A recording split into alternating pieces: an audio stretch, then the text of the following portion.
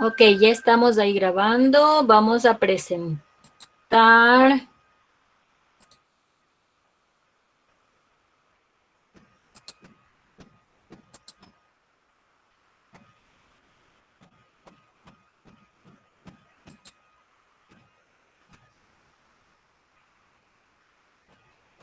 Ok, ahí está ya la pantalla presentada. Vamos a, hoy vamos a continuar. Habíamos visto el tubo digestivo y sus anexos y habíamos empezado con la boca. Habíamos visto boca, dientes, lengua. A ver, de la lengua me faltó hacer algunas preguntas por ahí. Bueno, la próxima será. Entonces, vamos a continuar. A este le hemos puesto número 2. Si usted ve la clase anterior, decía 1. Ahora le hemos puesto número 2 porque es continuación, ¿no es cierto? Pero el tema es el mismo.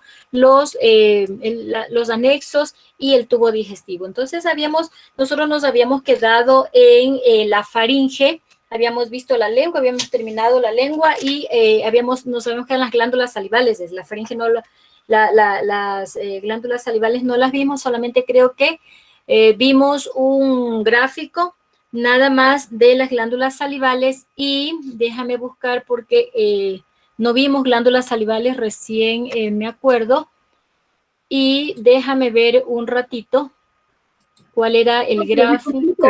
un ratitito en esa diapositiva, por favor? ¿Perdón? ¿Le puede dejar un segundito en eso de la anatomía de la faringe? Quiero anotar dos cositas, por favor. No, no, espérate un ratito porque necesito empezar donde nos quedamos. Luego la vuelvo a poner porque no hemos dicho nada de esta diapositiva. Ok, aquí está. Esta es. Aquí nos habíamos quedado. Aquí. Esta era la diapositiva que quería mostrarles, porque esta no trabajamos, nos quedamos aquí, ¿ok? Entonces, luego tenemos las glándulas salivales y únicamente yo les había dicho que las glándulas salivales las podemos clasificar en glándulas salivales mayores y glándulas salivales menores. Y aquí en este gráfico tenemos las glándulas salivales mayores, que esta es la parótida. Tenemos aquí la submaxilar y la sublingual, la que está debajo de la lengua. Hay medicamentos que le mandan a poner debajo de la lengua porque la absorción a la sangre es más rápida, ¿no es cierto? Y es porque aquí es una parte muy especial, especialmente cuando una persona le está dando un infarto o un preinfarto. Hay ocasiones en que muchas personas han salvado su vida gracias a una pastillita pues que le han puesto aquí abajo. Para los cardíacos hay una pastillita especial, pero como primeros auxilios una aspirina de niño nos va muy bien aquí abajo y nos puede ayudar muchísimo, ¿ok? Entonces, en cuanto a glándulas salivales, aquí tenemos estas tres glándulas salivales. La más conocida es la parótida. El año pasado o el anteaño pasado es que el lectivo antepasado tuvimos en el colegio una epidemia, ¿no? Estaban con parotiditis o como es conocida como paperas, no sé si lo recuerdan, ¿no? Solamente llegó un niño infectado y se contagió todito bachillerato y hasta parte de la básica, porque les encanta andarse abrazando y comiendo del mismo plato, la misma botella, la misma cuchara y si es preciso de la misma boquita. Entonces, la parotiditis es la inflamación a través de un virus, infecta a las glándulas parótidas y se infecta, ¿no? Esto de aquí, estas tres tenemos de cada lado, ¿ok? Habíamos puesto aquí que son glándulas exócrinas que producen saliva, que vierten en la cavidad bucal. Pues sí, estas son, esto en lo que tiene que ver con glándulas salivales. Tenemos que, otro detalle, que las glándulas salivales contienen enzimas y que esas enzimas van al proceso de digestión, ¿ok? También tenemos que decir en cuanto a las glándulas salivales que cumplen también la función protectora, es decir, limpiar la boca. La saliva contiene anticuerpos que mata gérmenes, ¿no? También es esa función. ¿Qué más? Función de defensa, función inmunológica también la pueden encontrar. Además, las glándulas salivales menores, en cambio, ¿no es cierto? Las menores son las labiales, genianas, palatinas, linguales, se llaman estas glándulas, y la función de ellas es mantener lubricada la boca o la cavidad bucal. ¿Qué más? Creo que no hay nada más en especial de las glándulas salivales, simplemente ayuda al proceso de masticación y deglución, es decir, para formar el bolo alimenticio. ¿Ok? Esta era la última diapositiva que no habíamos avanzado la clase anterior. Entonces, ahora sí, regresamos a las nuestras del día de hoy, que empiezan con laringe. ¿Ok? De la boca... si queremos hablar de patologías, ya para cerrar el tema de la boca, pues en la boca se da algunas patologías, algunas enfermedades. Una patología es producto de una enfermedad, ¿no es cierto? Cuando esta enfermedad alcanza niveles más profundos o niveles de complicación ya muy complejas, ¿no es cierto? Ahí estaríamos hablando de una patología, que no es una infeccioncita cualquiera, sino ya es algo patológico, ¿ok? En cuanto a patologías de la boca, pues la más común, que seguramente muchos de ustedes la han tenido y no lo sabían, es el herpes labial. Es cuando nos sale una como bombita de agua, como una llaguita en la boca, y a veces este herpes labial se activa porque el virus del herpes ya lo tiene usted en su cuerpo, ya se contagió en algún lado, pero como no es mortal no pasa nada. Pero es molestoso, ¿no? Cada que hace mucho calor, un sol intenso y usted no se hidrató bien, no tomó suficiente agua, no hidrató sus labios, el herpes labial hace de la suya y le hace salir esas llaguitas, esas bombitas de agua en su boca, ¿ok? Ese es el herpes labial, que no es una patología así que bestia, ¿no? Pero sin embargo, el virus del herpes labial está ahí en su boquita y buscando, ¿no? Buscando la oportunidad de causarle daño. Si usted está un poco estresado, un poco triste, sus defensas bajan y enseguidita el herpes le dice, hola, aquí estoy, y aparece en su boca, ¿ok? El herpes labial es facilito de contagiarlo.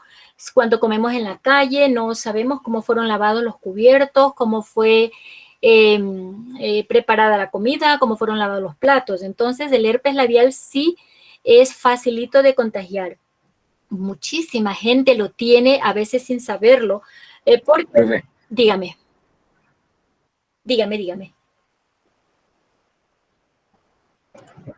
profe, Dígame. es que le comento que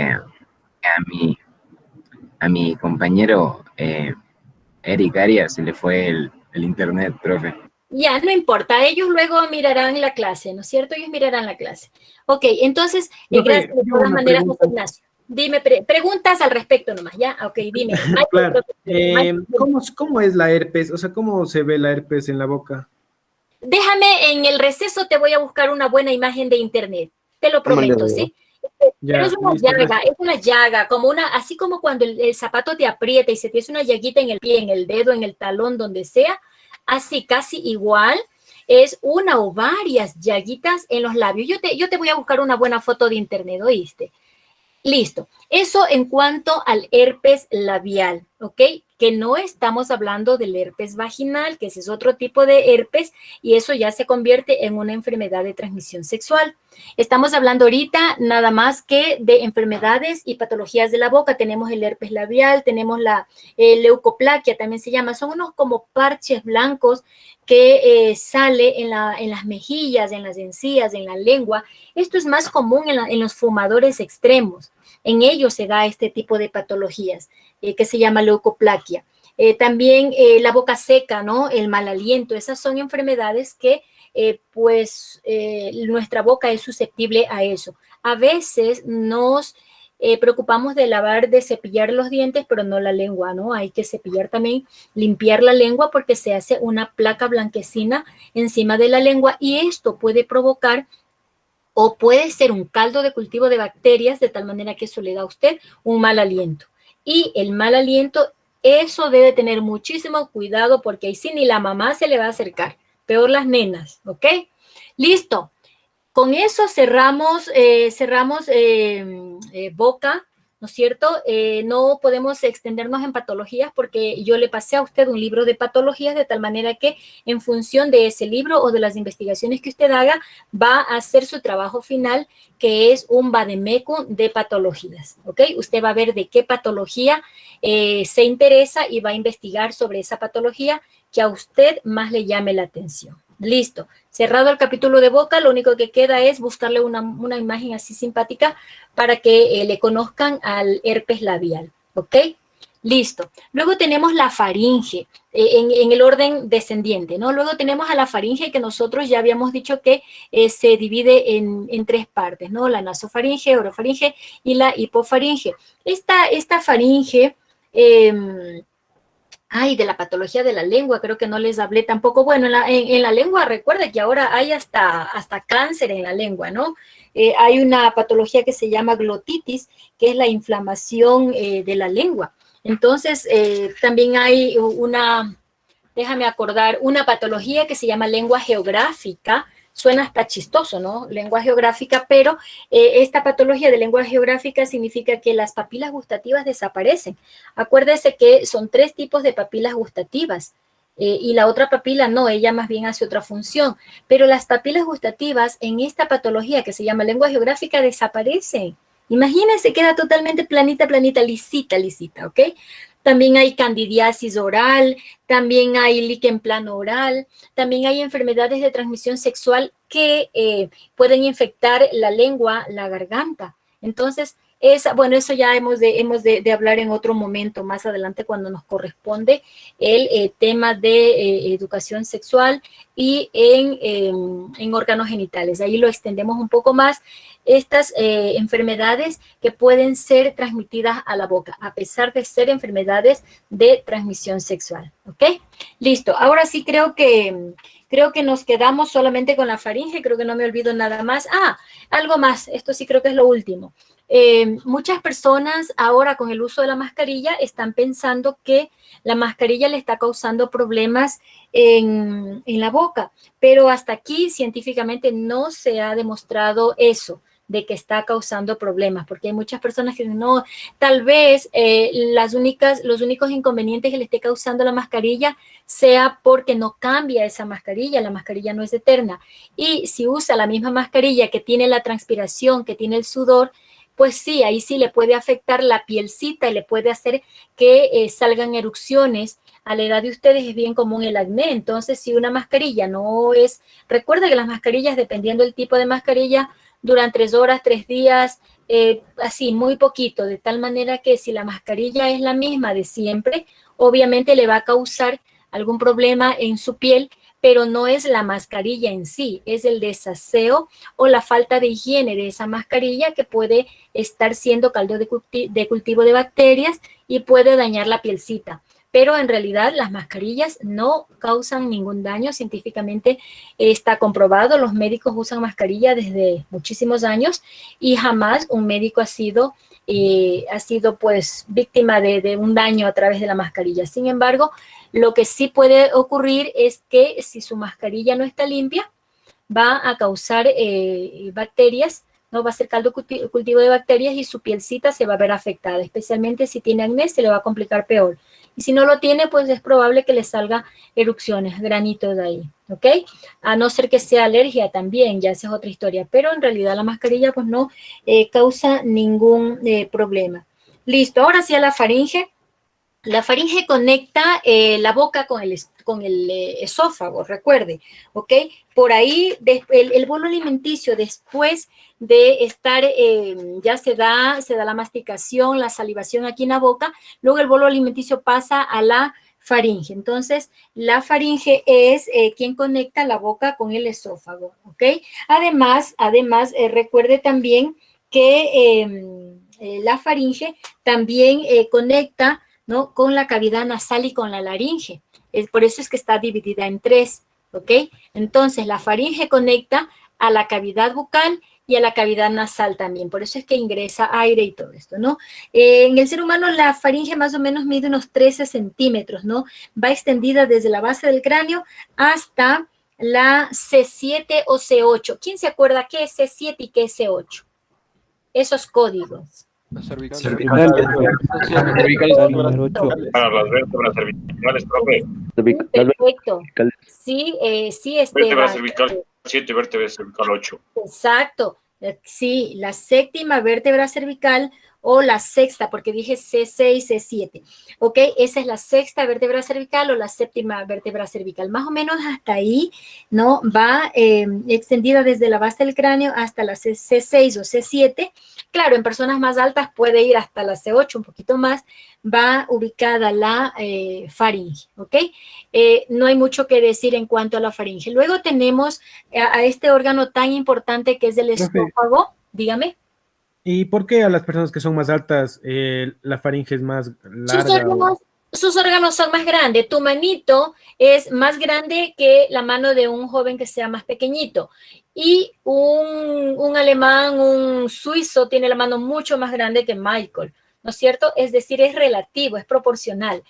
Los datos que se dan en cuanto a tamaño son relativos, es como quien dice el estándar, ¿ya? Es el estándar, pero obviamente, imagínate, el tamaño de tu corazoncito es del tamaño del puño de tu mano cerrada. Una persona grandota va a tener un puño más grande, una persona más pequeñita va a tener un puño más pequeñito. Son relativos los tamaños, ¿no? Es proporcional. Pero cuando se habla de medidas, son estándares, es por lo general, es la media. ¿Ok? Listo. Decíamos que el esófago es este órgano tubular que va de manera longitudinal, ¿no es cierto? Vamos a, antes de ver esta imagen, déjame ver algo que tengo acá. Espérate un segundo. Aquí vamos a quitarle un ratito para que lo tengamos un poquitín más claro. Vamos a quitarlo a este joven y vamos a quitar por acá.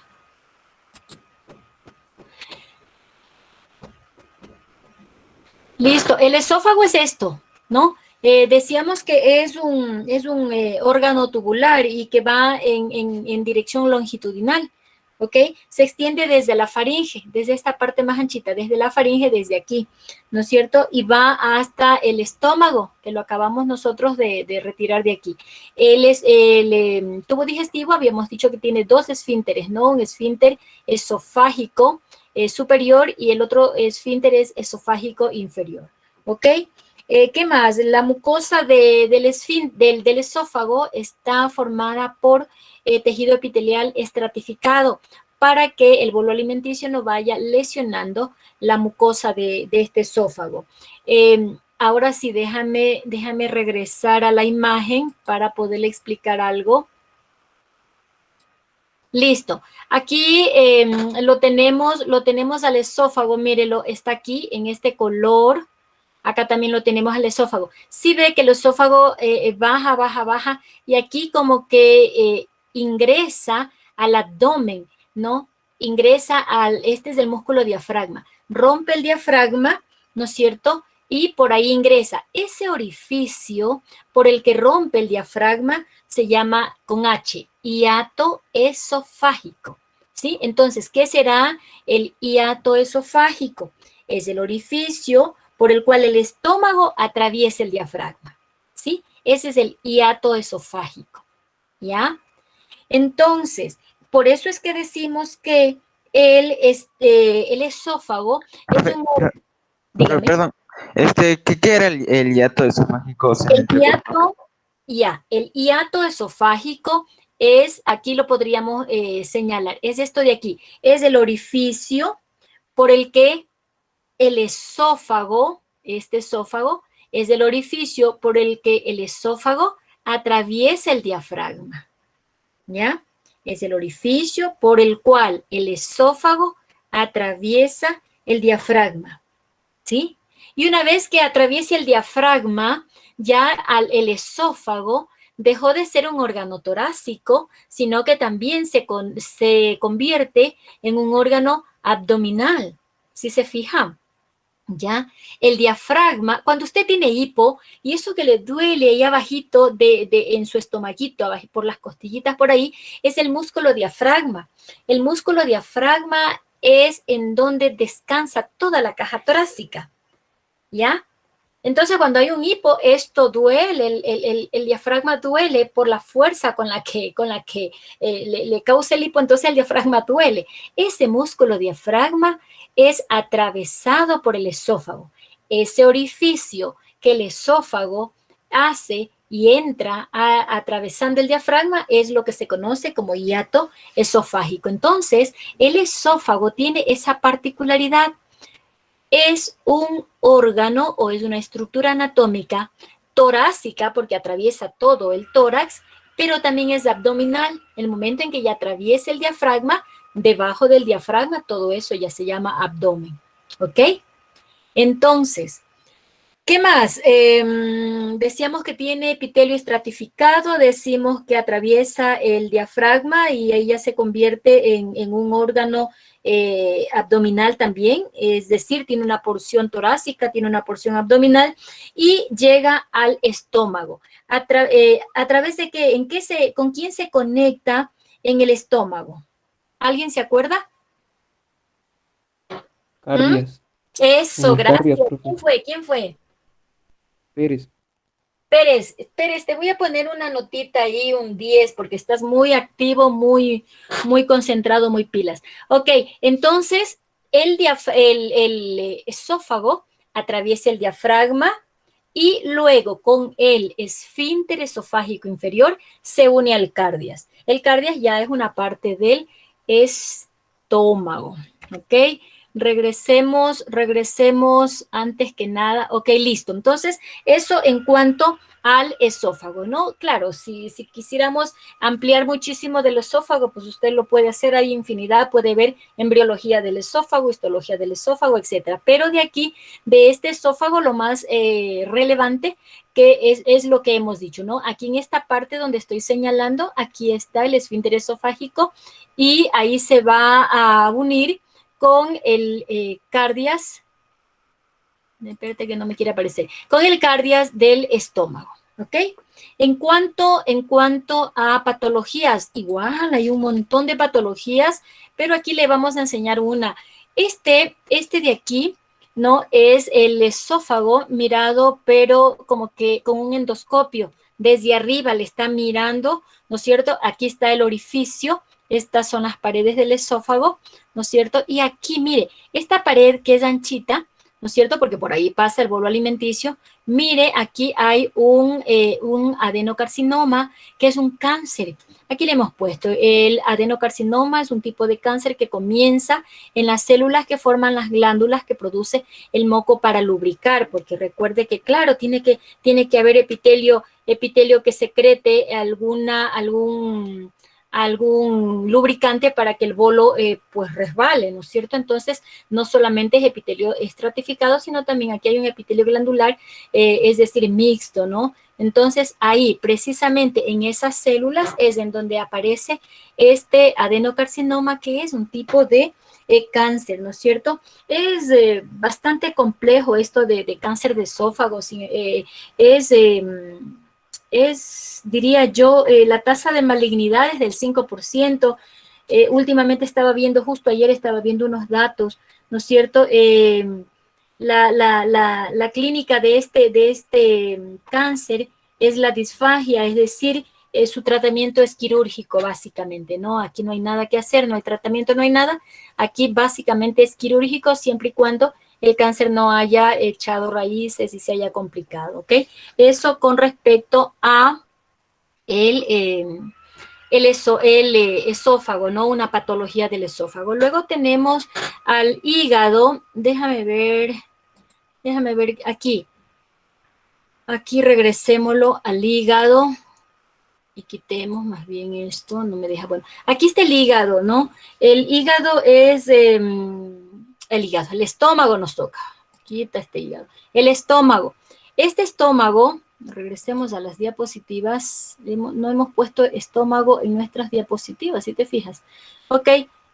Entonces, este estómago habíamos dicho que tiene una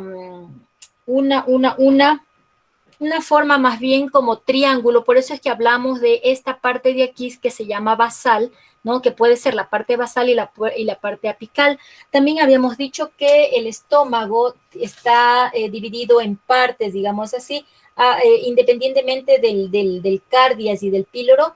Cuando hablamos de sus partes, estamos hablando de la parte más ancha o de la parte basal, que es el fondo gástrico, luego el cuerpo, que es como esta mitacita de aquí, y luego tenemos el antro gástrico que le precede al píloro. El antro gástrico es la parte apical. Esto por acá es el antro del cuerpo y acá tenemos el fundus gástrico.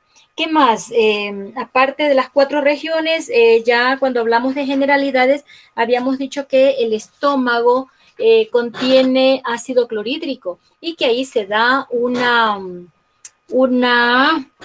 reacciones químicas importantísimas de la digestión, porque ese bolo alimenticio que atravesó todo el esófago, el esfínter, el cardias y llegó aquí, ese bolo alimenticio ahora va a ser transformado en quimo, ¿ok? ¿Qué más del estómago?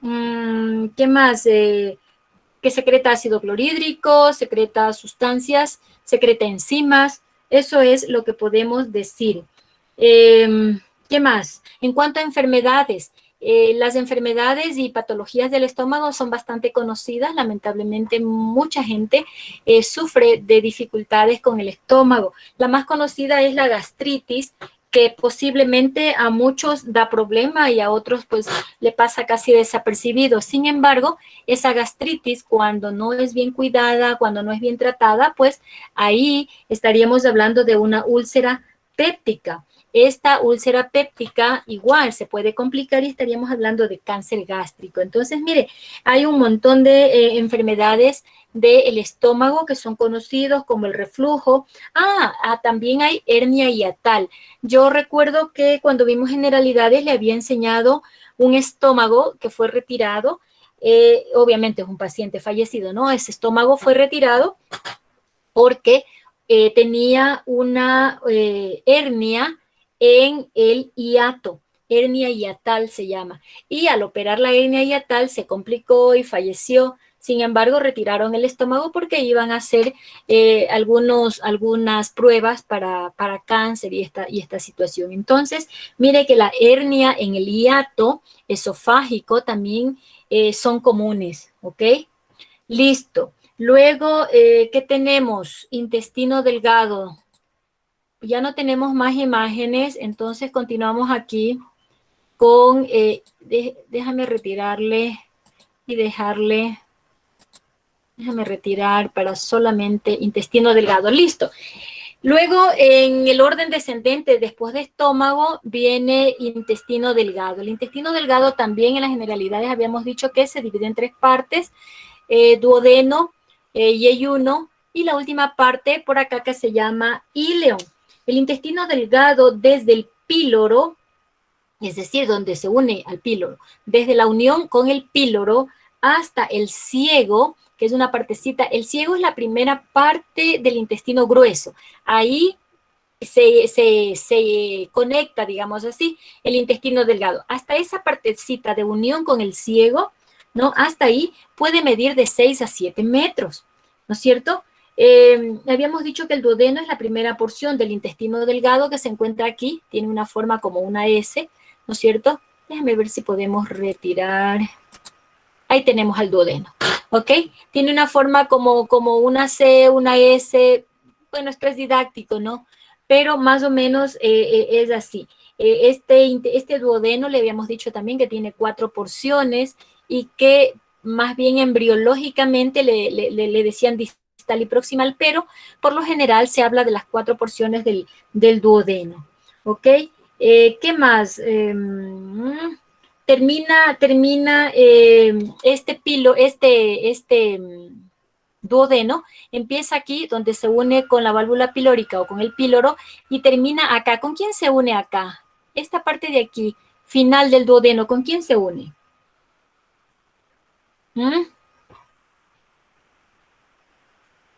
El duodeno. Con el yeyuno. Con el yeyuno, claro, con el yeyuno. A esa unión se llama duodeno yeyunal, se le llama a esta unión, ¿no? A esta unión. Entonces, puede ser una pregunta en una evaluación. ¿Con quiénes se une el duodeno? No estamos diciendo intestino delgado, estamos diciendo duodeno, entonces estamos hablando de las partes del intestino delgado. Entonces, el duodeno se une con la porción pilórica y acá se une con el yeyuno. Esta unión se llama duodeno yeyunal, ¿ok? ¿Qué más? El duodeno se caracteriza por la relación que tiene con el estómago, ¿no es cierto? Porque ahí Al duodeno llega el jugo pancreático, llegan los jugos hepáticos, ¿ok? Pero en cambio el yeyuno y además el duodeno es más ancho en cuanto a diámetro. El duodeno es más ancho que el yeyuno y que el íleon, ¿ok? El yeyuno, déjame regresarlo ahí tenemos al yeyuno. El yeyuno, en cambio, tiene más diámetro que el íleon, es decir, es en forma descendente.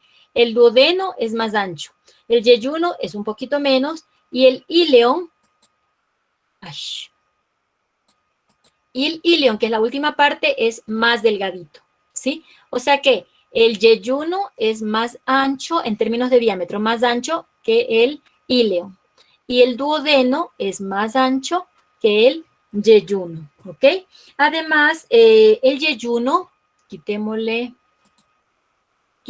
El yeyuno tiene pliegues y tiene más vellosidades que el íleon. Esa es otra característica que lo diferencia el yeyuno, no solamente el diámetro, que es mayor que el íleon, sino que también tiene mayores vellosidades intestinales y son más finas. En cambio, el íleon, las paredes son es de menor diámetro el íleon, el que no lo vemos aquí, ya lo vamos a regresar al íleon. El íleon es más finito, tiene paredes más delgadas y son menos vascularizadas y tiene menos vellosidades. Esas son las diferencias físicas, digamos así, del intestino delgado, que está formado de duodeno, yeyuno, íleon. El duodeno es más ancho que el yeyuno. El yeyuno es más ancho que el íleon, ¿ya? El yeyuno tiene más vellosidades que el íleon. Estas vellosidades le sirven para absorción de sustancias y nutrientes, ¿no? En cambio, el duodeno tiene una importancia básica por la digestión que se da ahí. Al duodeno, déjame retirar este y este. Al duodeno, aquí no le vemos muy bien, pero al duodeno, mire, aquí seguramente, déjame ver ahí. Ahí seguramente, ya. Al duodeno, no sé si le alcanza a ver que aquí se le conecta un tubito verde, unos tubitos amarillos que le ve por aquí. Es decir, al duodeno llega la bilis, llegan los jugos pancreáticos, etcétera, ¿ok? Entonces, esa es la importancia de este duodeno, ¿ya? ¿Qué más? La válvula. La válvula nos ha faltado. Déjame regresar. Listo. Aquí tenemos yeyuno y tenemos íleon. En el intestino delgado también tenemos una válvula que se llama iliocecal, que está donde termina el íleon, es decir, aquí, donde este da la vuelta acá atrás, donde termina el íleon y va a desembocar al ciego. Ahorita vamos a ver intestino grueso. De una vez regresémoslo al intestino grueso.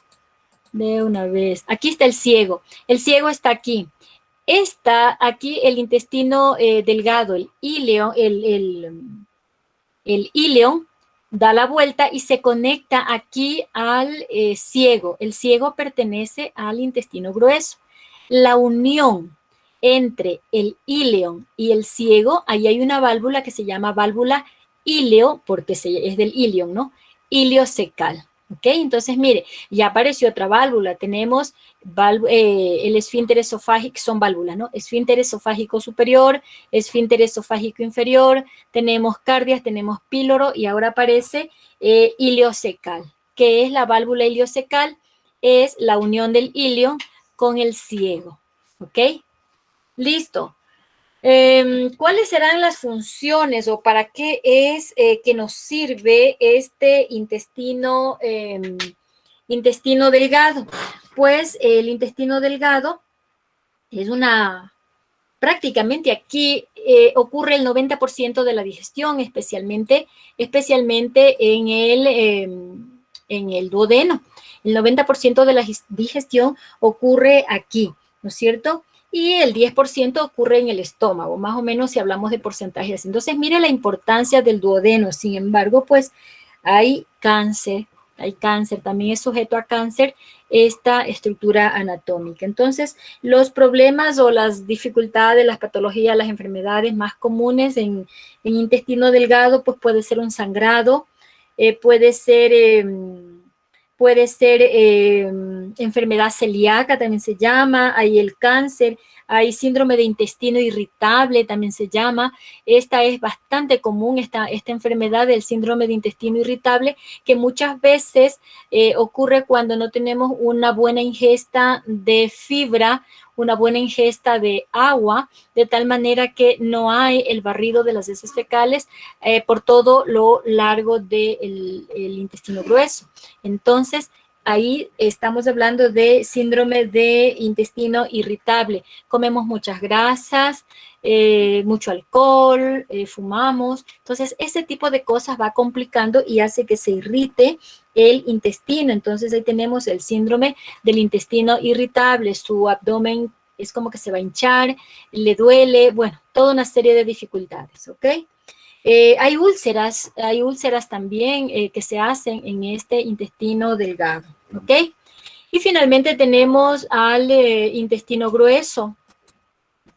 Tenemos el intestino grueso que cuando vimos generalidades decíamos que lo podemos dividir en colon ascendente, colon transverso, colon descendente, luego tenemos recto y tenemos ano. Entonces, habíamos dicho que esta partecita de aquí es el ciego. Aquí se conecta el íleon a través de la válvula ileocecal.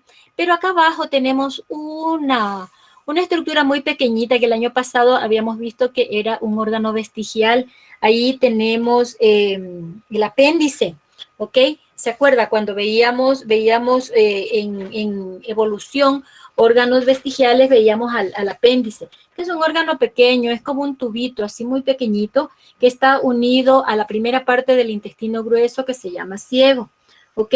Está ubicada en el inferior derecho del abdomen, por eso es que cuando hay un dolorcito en la ingle, inmediatamente pues el médico piensa en apéndice inflamada, ¿ok? Entonces está ubicada en el lado derecho, hay dolores en la pierna, dolores en el abdomen cuando esto se inflama.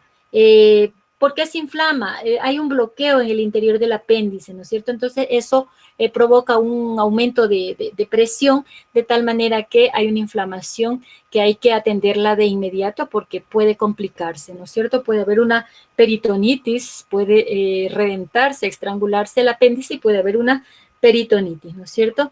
Generalmente, pues cuando es de un dolor por apéndice, pues tenemos dolor en todo el lado derecho, que puede también haber hinchazón en el abdomen, puede haber pérdida de apetito, estreñimiento, diarrea, incapacidad de digerir las grasas, ¿no? Se hace todo un cuadro clínico complejo. Entonces ahí estamos hablando de una dificultad con el apéndice. Entonces tenemos el apéndice, luego tenemos el ciego, colon ascendente, colon transverso, colon descendente, recto y ano. ¿Qué más? En el intestino grueso, ¿qué es lo que ocurre? Pues es más o menos en cuanto a tamaño, puede tener 1,5 metros. Aquí en el intestino grueso lo que ocurre es que se continúa la absorción de aguas y nutrientes y también aquí en este intestino se almacenan los desechos o las heces fecales que luego pues salen atraviesan el colon y salen a través del ano. ¿Cuál es la función o qué es lo que ocurre, ¿no? Tras 2 horas de haber, porque habíamos olvidado decir que ese quimo que estaba en el estómago, cuando ya pasa al duodeno, se llama quilo, a pesar de que muchos autores le dicen quimo, después de ser bolo alimenticio dicen quimo y siguen llamándole quimo. Sin embargo, pues los últimas investigaciones pues le dieron la denominación de kilo porque se transforma más. Si el 90% de funciones de la digestión se da en el duodeno, obviamente va a cambiar. Por eso fue que le cambiaron el nombre y le dicen kilo. Entonces, unas 2 horas ha de ser después de la ingesta, después de lo que usted comió, ¿no es cierto? Y se dio todo el proceso de la digestión, pues en esas 2 horas el kilo llega al intestino grueso. Entonces, mire, todo el tiempo su estómago, su aparato digestivo está funcionando. El kilo llega al intestino grueso, en donde pues ya no es procesado en esta etapa, sino nada más que ese kilo llega para que el intestino grueso pueda absorber el agua, lo último, lo que queda, ¿no? El agua, la vitamina K, la vitamina B12, son absorbidas y también son liberadas estas bacterias que vienen también al colon. Entonces, aquí es en donde se forma el gas metano, que luego, pues, son las flatulencias que les conocemos, ¿ok? ¿Qué más? El intestino grueso también compacta las heces fecales, le decíamos, y como almacena heces fecales para luego salir al exterior a través del ano, ¿ok? Para que las heces fecales sean movidas, el intestino grueso tiene unos movimientos que se llaman movimientos peristálticos. Es como que cada partecita de esta se va aplastando, aplastando, aplastando hasta que le empuja totalmente, pero para eso también es necesario, por eso absorbe el agua, por eso es necesario tomar suficiente cantidad de agua y una alimentación rica en fibras, ¿ok? Listo. Y con eso, recto llano, pues ya es la última parte del tubo digestivo. Y con eso hemos terminado las tubo digestivo y ahora tenemos las glándulas anexas. Y aquí tenemos, enfermedades del intestino grueso, me olvidé de nombrárselas al menos. Cáncer de colon es bastante común, lamentablemente.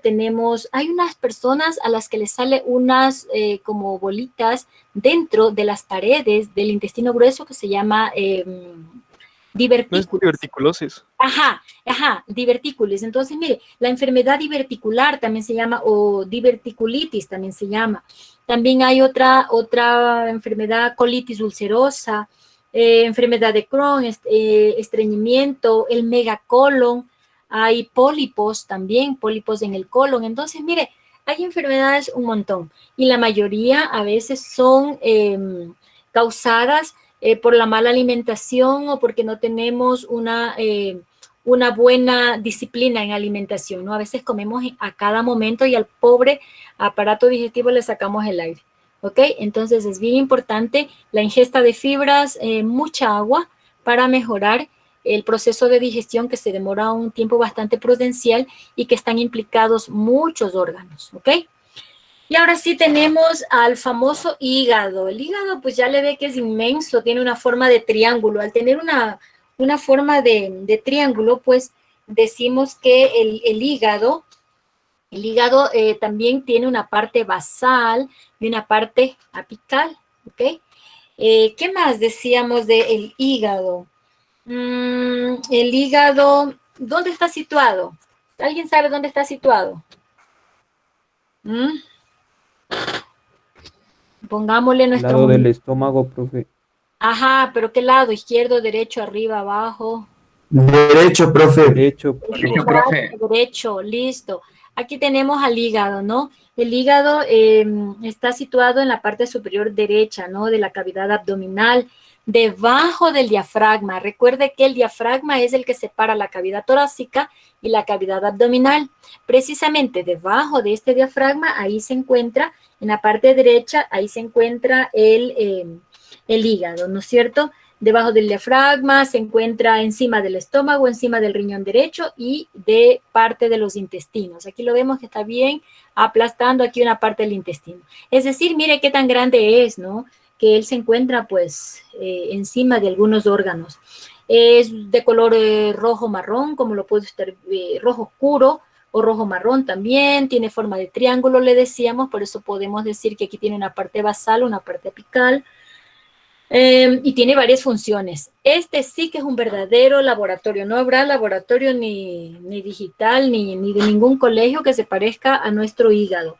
Entonces, el hígado es tan especial porque, mire, él recibe sangre oxigenada a través de la arteria hepática. De los otros órganos no hemos hablado de irrigación, pero de él es importante hablar un poquito de irrigación por las características que tiene, ¿ok? El hígado recibe sangre a través de dos fuentes, ¿no? La una le decía que es la arteria hepática, ¿no? Porque le lleva sangre oxigenada, ¿no? Y le oxigena, lo llena de oxígeno a este órgano. Y también recibe, ¿no? Nutrientes, recibe sangre rica en nutrientes a través de una vena que se llama porta, la vena porta hepática. Entonces, la arteria hepática le lleva sangre oxigenada y la vena porta, la porta hepática, le lleva nutrientes. Claro, el hígado necesita muchísimo combustible para poder cumplir las tremendas funciones. Mire que el hígado produce bilis, el hígado y obviamente ayuda a transportar los desechos, a descomponer las grasas en el intestino delgado durante la digestión, pero también el hígado produce proteínas para el plasma sanguíneo, produce colesterol, el hígado sintetiza los medicamentos, o sea, la cantidad de funciones que tiene el hígado es terrible. Le convierte la glucosa en glucógeno. ¿Qué más?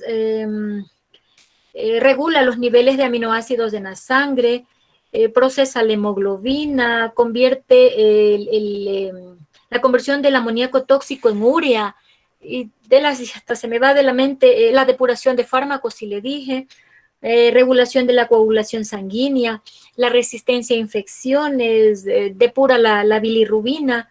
Bueno, una cantidad que se me escapan muchas de funciones que cumple el hígado. Por eso es bien importante cuidar ese hígado, ¿no? Que no tengamos hígado graso, que no por exceso de alcohol no lo vayamos a dañar, por exceso de medicamentos hay que cuidarlo también.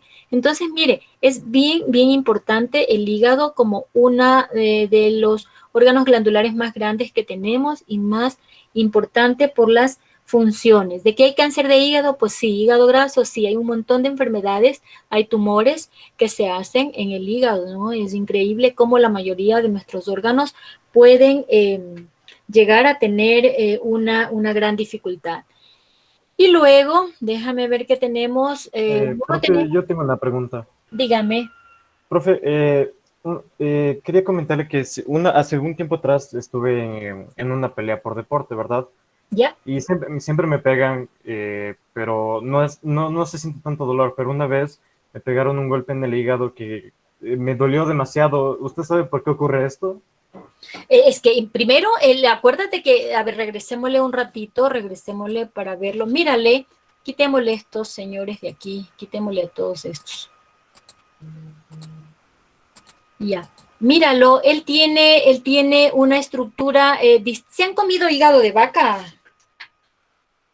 ¿Sí le han Claro, visto profe. hígado de vaca? Sí, profe. Uy, no, Sabe profe, feo. solo lo he visto, Claro, no lo he sabe comido. feo. Es horrible. Riquísimo empanizado. Ya. Riquísimo, dice. A ver, para unos ricos, para otros Bellísimo. horrible. Para unos ricos, para otros horrible. Bueno, no importa, pero el hígado tiene una textura glandular, no es lo mismo como el músculo, ¿sí? No es así durito como el músculo, no se lo puede desarrollar, no se lo puede ejercitar como para que pueda tener una textura más resistente. El hígado es una glándula, de tal manera que es frágil. Entonces, si hay un golpe en el hígado, obviamente va a haber mucho dolor. Y además es un órgano irrigado por arteria y por vena, la vena hepática y por la arteria hepática, la vena porta y por la arteria hepática. Entonces, el hígado sí es un órgano delicado. Es un órgano ha habido accidentes que inclusive es tan fuerte el accidente que ha dañado el hígado, lo ha partido, lo ha roto, le ha quitado un pedazo. Hay accidentes en los que el chofer se le mete el volante en su abdomen. No sé si han visto esos accidentes catastróficos ahí, de tal manera que el volante queda incrustado en la persona, en el abdomen, entonces le hace pedazo. El hígado es un órgano noble, muy delicado, muy trabajador, es un gran laboratorio, pero asimismo es muy delicado en cuanto a dolores. El hígado, si ya le empezamos a analizar un poquito más a profundidad, vamos a ver que el hígado tiene lóbulos. Está formado por 8 segmentos o también 8 lóbulos, digámosle así, ¿no es cierto? Y estos lóbulos a su vez tienen miles de lobulillos, es decir, varias caritas internas forman estos lóbulos del hígado. Ese es tan delicado porque obviamente su función es tan grande que están como bien divididas las funciones en estos lóbulos y en estos lobulillos. Hay lobulillos que se encargan de conectar directamente, le conectan Por ejemplo, con el conducto hepático común, que ya lo vamos a ver ese en la vesícula. Entonces, estos lobulillos, hay unos lobulillos pequeñitos que directamente lo conectan al conducto. Ellos hacen como que la logística, ¿no? Le conectan con el conducto hepático, y porque necesita que este conducto hepático esté conectado entre el hígado y la vesícula para enviarle la bilis. Entonces, esas son las funciones que hacen. Por lo tanto, estamos hablando de un órgano sensible. Sensible porque es una glándula, tiene otra textura, no es muscular, no es como los músculos estriados ni los que tenemos en nuestro cuerpo. Es un tejido epitelial glandular más delicadito. Además, está formado por lóbulos. Los lóbulos están unidos de tal manera que ante un golpe, los lóbulos pueden desgarrarse inclusive. Entonces, pues mucho cuidado con eso, ¿ok? ¿Qué más? Del hígado, creo que nada más se me pasa. Bueno, hay mucho que decir de estos órganos. Estamos resaltando lo más importante. Pues creo que ya no. Nada más se me ocurre decir del hígado. Y finalmente tenemos a esta chica que está acá atrás en color verde, que es la vesícula. Aquí la tenemos. Mira, lo que yo le decía, el conducto hepático común, me refiero a esto, ¿ya? El conducto hepático común es esta es la vesícula. El conducto hepático, mire, vea, izquierdo, derecho, hace como una Y, viene y la bilis la deposita en la vesícula, ¿sí? Luego tenemos el conducto colédoco, ¿no es cierto? Y acá tenemos un conducto pancreático, es decir, cuando hablamos de este conducto colédoco que se llama acá, estamos hablando que el conducto colédoco conecta, ¿no es cierto? Aquí tenemos válvulas, ¿no? Aquí hay algunas válvulas. Hay una válvula o esfínter que se llama el esfínter de Oddi, que es un esfínter pancreático, ubicado en el extremo distal de la ampolla de Vater. Aquí no está el nombre de la ampolla de Vater, pero la ampolla de Vater es una parte del duodeno donde desemboca el conducto colédoco, es decir, la ampolla de Vater más o menos está por aquí, porque aquí se va a unir al duodeno, ¿sí? Aquí le llega la bilis y le llega los otros jugos gástricos, y por acá le llegan los jugos pancreáticos. Entonces, mire, más o menos, esta es una forma didáctica como le han hecho aquí a esta vesícula, que básicamente es un saco de almacenamiento, ¿no? Es un saco membranoso muscular que almacena la bilis, pero también hay ocasiones en que mientras no comemos, aquí está almacenada la bilis. La mitad de la bilis se almacena aquí y la otra mitad de la bilis que secreta el hígado pasa directo y se viene al duodeno. Por eso que a una persona que le hayan sacado la vesícula simplemente no se da es del almacenamiento, sino que la bilis pasa directo al duodeno. Aquí está la ampolla de Vater, ¿no? En esta, que son como esfínteres, ¿no? Como válvulas. Entonces la ampolla de Vater está aquí, pues, y le deja pasar a la bilis al duodeno. Ok, mis chicos, no vamos a dejar trabajo asincrónico. Recuerde que para el 9 usted tiene que terminar todo su trabajito del el cuestionario, lo has entendido, ¿ok? No hay preguntas específicas de esto para Profe, cuestionario. Dígame. el conducto colédoco, ¿con qué se unía? ¿Con qué se conectaba? Con el conducto hepático. El conducto cístico con el conducto hepático. Déjame ver, conducto cístico no hay aquí. Acá está, ve. Conducto cístico le dicen a este. Conducto cístico, conducto hepático. A estos dos los une el colédoco. Este es el colédoco. ¿Sí? Colédoco es este, el colédoco le une a este de aquí, que es del cístico, y a este de acá, que es del hepático. Es como que en esta Y, aquí empieza el colédoco, él une a los dos. Ya, Este es profe. el colédoco baja, y acá tenemos, en cambio, la ampolla de Vater, ¿ya? Y en el extremo de la ampolla de Vater, ahí hay un esfínter que se llama esfínter de Oddi.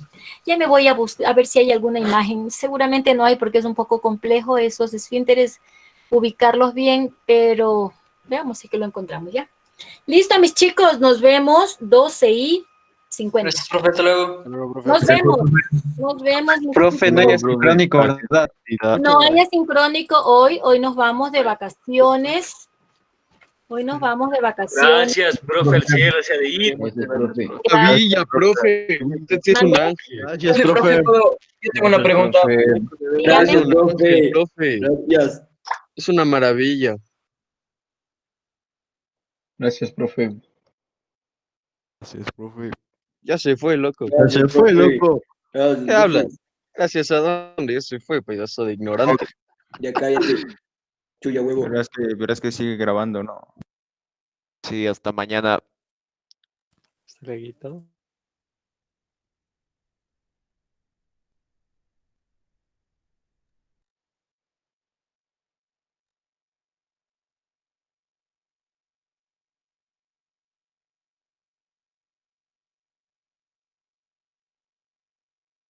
Profe, ya se fue.